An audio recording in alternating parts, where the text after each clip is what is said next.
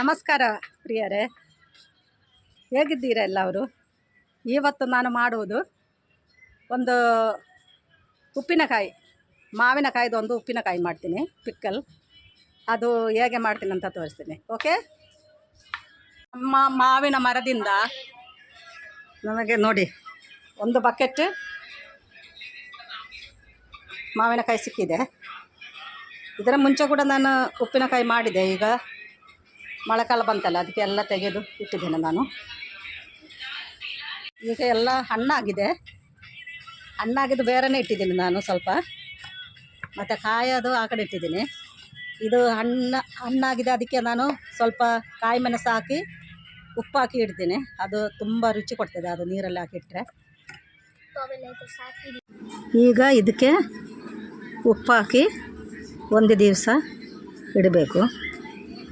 ಈಗ ಈ ತುಂಡು ಮಾಡಿ ಇಟ್ಟ ಮಾವಿನಕಾಯಿ ಸ್ವಲ್ಪ ಸ್ವಲ್ಪನೇ ಇದಕ್ಕೆ ಹಾಕಿ, ಈ ಗ್ರೈಂಡರಲ್ಲೇ ನಾನು ಹಾಕೋದು. ಆದರೆ ಅದರ ಕಲ್ಲು ಉಂಟಲ್ಲ, ಮತ್ತೆ ಅದರ ಮೇಲೆ ನಾನು ಇಡುವುದು.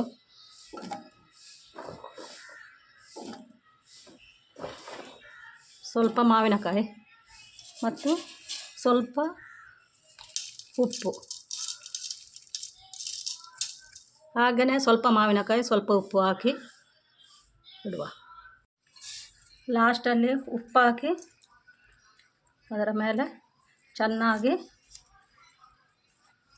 ಒತ್ತಿಡಬೇಕು. ಹೀಗೆ ಪ್ರೆಸ್ ಮಾಡಬೇಕು ಚೆನ್ನಾಗಿ. ಮತ್ತು ಮಾರೋ ದಿವಸ ಒಂದು ದಿನ ನಂತರ ಅದನ್ನು ಹೊರಗೆ ತೆಗೆಯೋದು. ಅದರ ಮೇಲೆ ಒಂದು ಪ್ಲಾಸ್ಟಿಕ್ ಕವರು ಇಡಬೇಕು. ಅದರ ಮೇಲೆ ಈ ಗ್ರೈಂಡರ್ದು ಕಲ್ಲು ಅದರ ಮೇಲೆ ಇಡಬೇಕು.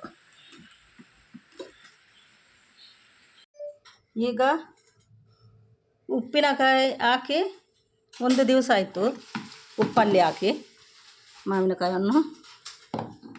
ಈಗ ಇದರಲ್ಲಿ ನೋಡಿ ನೀರು, ಅದನ್ನು ತೊಳೆದು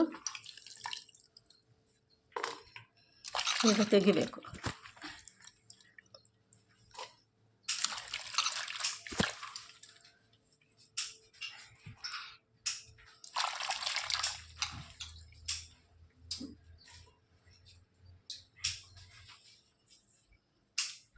ಉಪ್ಪಿನಕಾಯಿಗೆ ಬೇಕಾದ ಸಾಮಗ್ರಿಗಳು: ಒಂದು 8 ಗೆಡ್ಡೆ ಮೆಣಸು,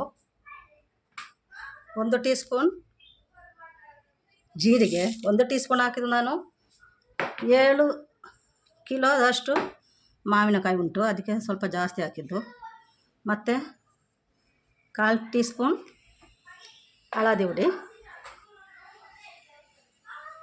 ಮತ್ತು ಇದು ಮೆಣಸು, ಇದು 200 ಗ್ರಾಮ್ ಉಂಟು. ಅದು ಮಾವಿನಕಾಯಿ ಜಾಸ್ತಿ ಉಂಟಲ್ಲ, ಅದಕ್ಕೆ ನಾನು 200 ಗ್ರಾಮ್ಸ್ ಮೆಣಸು ತಗೊಂಡಿದ್ದೇನೆ.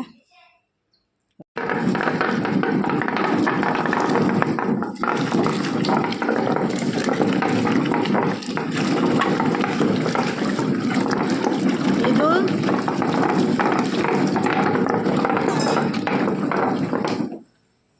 ಕಾಯಿಸಿ ತಣ್ಣದಾಗಿದ್ದ ನೀರು, ಬಿಸಿ ಬಿಸಿ ಹಾಕಬಾರ್ದು. ಈ ಕರಿಮೆಣಸು ನಾನು ಎಳ್ಳೆಣ್ಣೆಯಲ್ಲಿ ಫ್ರೈ ಮಾಡಿ ಇಟ್ಟಿದ್ದು. ಈಗ ಇದನ್ನು ಈ ಮಸಾಲೆಗೆ ಹಾಕುವ. ಈಗ ಇದು ರೆಡಿಯಾಗಿದೆ ಉಪ್ಪಿನಕಾಯಿಗೆ ಮಸಾಲೆ. ಈಗ ಇದಕ್ಕೆ ನಾವು 150 ಸಾಸಿವೆಯನ್ನು ಹಾಕುವ. ಇದಕ್ಕೆ ಈಗ ಉಪ್ಪನ್ನು ಹಾಕಿ ಮಿಕ್ಸ್ ಮಾಡುವ. ಅದರಲ್ಲಿ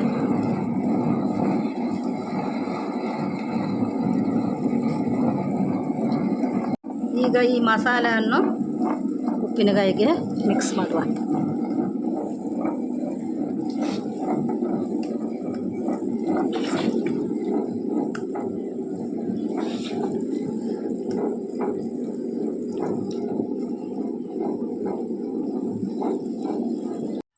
ಈಗ ಬಿಸಿ ನೀರಲ್ಲಿ ನಾನು ತೊಳೆದದ್ದು ಇದು ಇದಕ್ಕೆ ಹಾಕುವ.